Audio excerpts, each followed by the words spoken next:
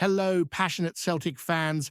Welcome back to your source for all things Celtic, where we bring you the latest updates straight from Parkhead and beyond. As always, the support from this community is phenomenal, and it really shows the heart and dedication of everyone who follows the boys. It's been an eventful week, and after our midweek victory over Falkirk, there's plenty to unpack. It wasn't exactly the most polished display you've ever seen, but Celtic did what mattered. We got the 3 points. That kind of resilience is what makes this squad so interesting, especially under Martin O'Neill's guidance. Now the focus shifts quickly towards Sunday's Scottish Cup clash against Oakland Lake Talbot, a match that promises to be another test of the team's depth and character. The January transfer window is halfway through, and naturally, that's where a lot of attention has turned. Celtic have made only a single signing so far, which is perhaps a little surprising considering the gaps that still exist in the squad, particularly up front. The hunt for a new striker has been the story dominating conversations in and around Glasgow. Martin O'Neill hasn't been shy about publicly stating the obvious. The club needs a centre-forward. After the Falkirk win, he remarked that it was clear as day the team required reinforcements in attack. That honesty is refreshing, and it reflects a manager very much aware of the squad's strengths and weaknesses. The biggest news on the striker front comes from the reports linking Callum Wilson with a potential move to Celtic. Wilson, currently at West Ham, has reportedly been the subject of an inquiry. The Scottish champions are understood to be gauging his interest in making the move during this transfer window. Of course, he isn't the only player attracting attention. Clubs in England and even in Saudi Arabia are also monitoring him. Wilson's situation at West Ham has been unusual. Despite joining the Hammers last summer on a short-term deal, he hasn't featured prominently in the past couple of matchday squads. New arrivals like Taddy Castellanos and Pablo have pushed him down the pecking order, but he still made 17 Premier League appearances this season, starting in 8 and scoring 4 goals. That's a respectable scoring rate, showing that when fit, he can contribute at a decent level. Callum Wilson has a strong pedigree, having spent 6 years at Bournemouth and 5 at Newcastle United, where he earned regular call-ups for England between 2018 and 2023. He earned 9 caps and scored a couple of goals for his country. At 34, he is approaching the twilight of his career, and that's an important consideration for Celtic. There is no question about his ability to find the net, but the issue lies in his fitness and longevity. Wilson has struggled with injuries in recent years, particularly hamstring issues and a back injury that sidelined him for over 100 days. While he's remained relatively healthy at West Ham this season, questions linger over whether he could handle the rigors of Scottish football week in, week out. Celtic fans might remember similar situations in recent years, bringing to mind players like Ian Ale, talented individuals who simply could not stay fit consistently. The concern here is similar. Do you risk signing a player who has quality but whose availability might be limited by recurring injuries? If Wilson were to join, the hope would be that he stays fit and delivers goals when needed, but the gamble is significant. The club has historically had more success with young, up-and-coming players in the 21 to 25 age bracket who are ready to make a step up and flourish in the Scottish Premiership. Players past their peak, even with impressive CVs, are far less predictable, and that's a factor O'Neill and the recruitment team must weigh carefully. There was also chatter about other potential targets like Lyndon Dykes, but thankfully for Celtic, he has moved on to Charlton Athletic. That's one less distraction in the striker hunt. Meanwhile, discussions around Franko Kovic The Slovenian striker linked with the boys highlight the financial considerations Celtic must manage. The Slovenian club is asking for a record fee over €5 million, and it remains uncertain if the board is willing to sanction such an expenditure mid-season. Questions about long-term planning, managerial stability, and the strategy for the squad loom large, making the January window feel reminiscent of previous years when Celtic relied on loan deals and short-term fixes rather than long-term investments beyond transfers. The current squad is also a point of discussion, particularly players on the fringes. Recent training sessions at Lennox Town offered some insight into the squad dynamics. Players who didn't start against Falkirk were present, while starters were given time off. Stephen Welsh and Odin Holm were among those spotted, with Holm's future at the club appearing increasingly uncertain. Toby Olo has returned from an emergency loan, bolstering depth, and Adam Montgomery, out on loan at Livingston, has unfortunately suffered a calf-related injury, likely ruling him out for the rest of the season. Celtic recalled him, which allows Livingston to pursue other options and highlights the club's ongoing management of player development and loan arrangements. Montgomery's situation is emblematic of a broader trend within Celtic. Talented youngsters breaking through only to find themselves repeatedly loaned out rather than integrated into the first team. Montgomery remains under contract until 2027, yet the club has not been able to provide him with a consistent pathway into the senior squad. This raises questions about the development strategy at Parkhead and whether players like him can ever fully realize their potential within the Celtic framework. It's a delicate balancing act between nurturing talent, maintaining squad depth, and pursuing immediate results in a competitive league. And looking ahead, the squad returns to training as preparations continue for Sunday's Scottish Cup tie against Oakland Lake Talbot. Martin O'Neill will have to consider squad rotation carefully, with big fixtures against Bologna and Hearts coming up next week. Liam Scales has previously commented on the previous managerial era under Wilfried Nancy, noting the physical demands placed on players which impacted their effectiveness on the ball as games progressed. Those reflections hint at a more considered approach under O'Neill, emphasizing both fitness and tactical awareness. The team will need to maintain intensity, manage player workloads, and ensure that key individuals are ready to perform when it matters most in the coming weeks. Celtic's transfer dealings, squad management, and tactical decisions are all interconnected. The potential signing of Wilson, the integration of returning loanees, and the management of fringe players all feed into the broader strategy for the second half of the season.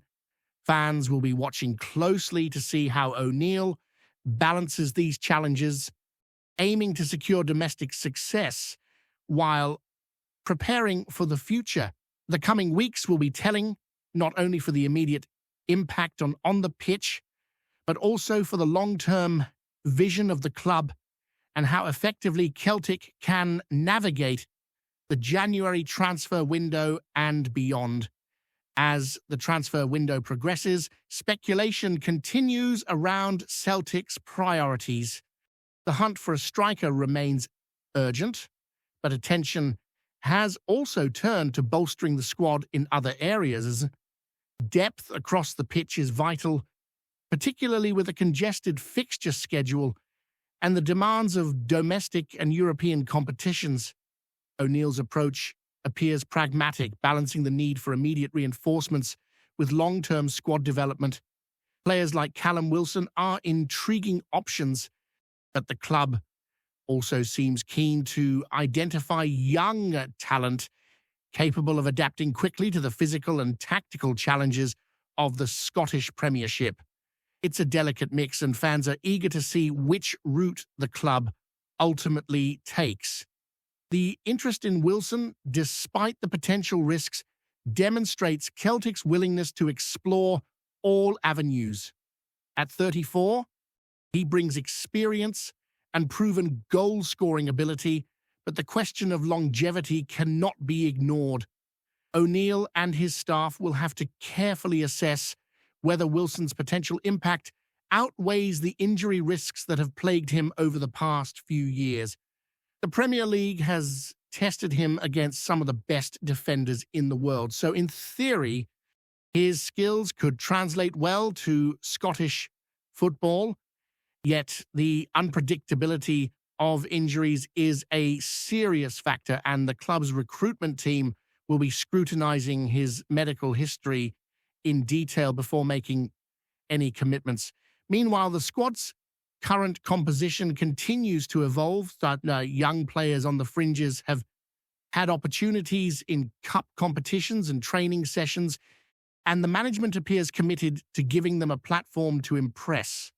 Toby Olo's return from loan adds depth to the defensive line, while Adam Montgomery's recall from Livingston, despite his calf injury, highlights Celtic's ongoing oversight of player development. Montgomery's case is emblematic of the challenges faced by emerging talent, securing regular first-team football while navigating a squad brimming with experienced professionals. O'Neill will need to strike the right balance between nurturing potential and ensuring the team remains competitive week in, week out.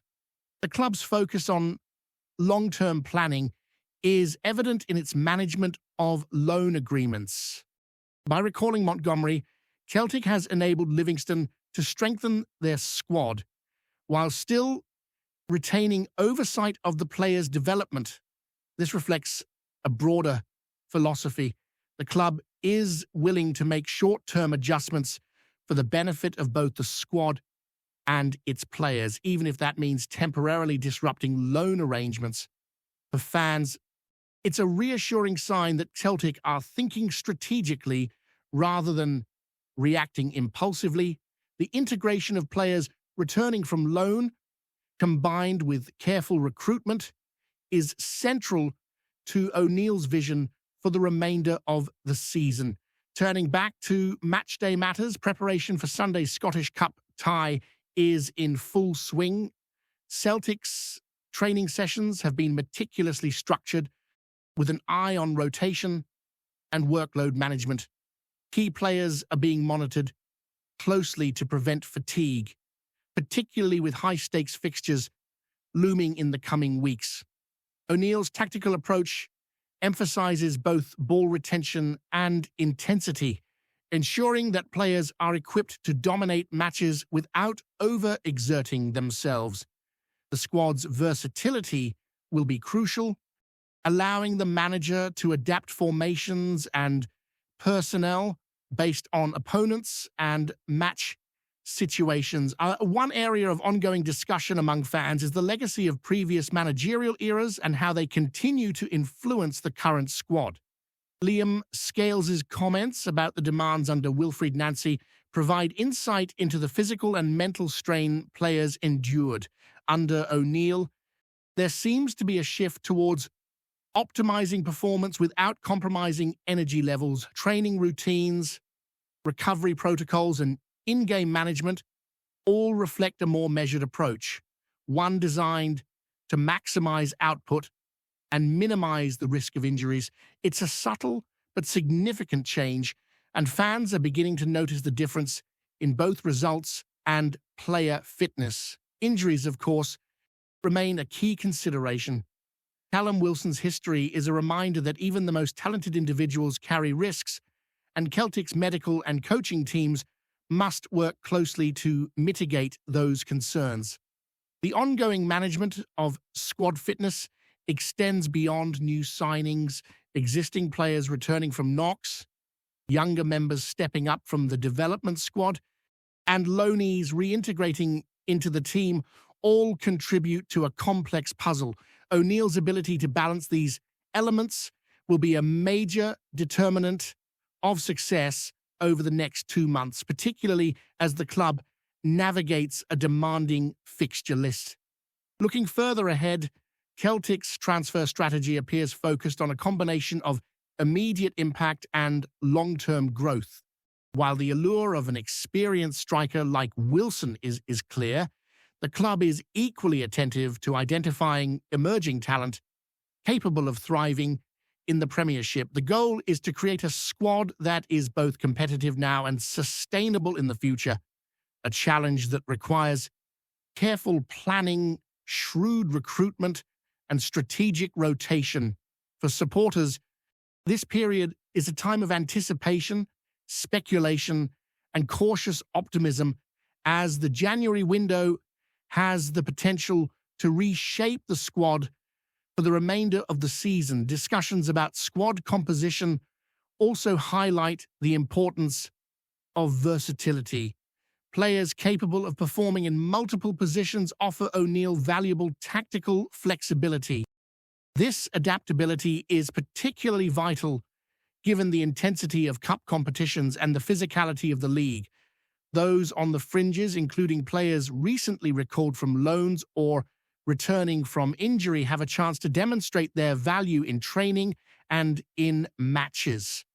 Their performances could influence future selection decisions and determine who becomes a regular fixture in the starting 11. Before we proceed, subscribe to our channel and enable notifications to receive all exclusive news about Celtic FC. Don't miss any details about your favorite team. It's extremely important for Celtic FC fans. Whispers around Lennox Town have grown louder, and the hum coming from the east end of Glasgow suggests something big is stirring. Celtic, it is said, have moved decisively in the direction of Josh Doig, a name that has quietly but steadily climbed the list of the most intriguing Scottish talents abroad. Nothing has been made official, yet the mood around the club hints at confidence rather than hope, as if the groundwork has already been laid and only the final details remain. Those close to the situation suggest the move is about more than simply adding depth. Doig is viewed internally as a player who could alter the balance of the side, bringing a different rhythm down the left and an aggression that fits the club's modern identity. His profile ticks several boxes: young enough to develop, experienced enough to contribute immediately, and Scottish enough to understand the demands that come with the badge. In a squad that values intensity and intelligence in equal measure, he is seen as a natural fit. There is also talk that this potential deal reflects a broader shift in strategy. Celtic have looked beyond short-term fixes, instead targeting players who can grow with the club while still raising the current level. Doig's name keeps coming up in that context, spoken of as someone who could make the role his own rather than merely compete for minutes. The idea of him linking up with the attacking players ahead of him has sparked genuine excitement among supporters, even if it remains firmly in the realm of speculation. What makes the rumor particularly compelling is the sense that timing matters. Insiders hint that Celtic believe this is the moment to strike before other clubs circle and the price climbs.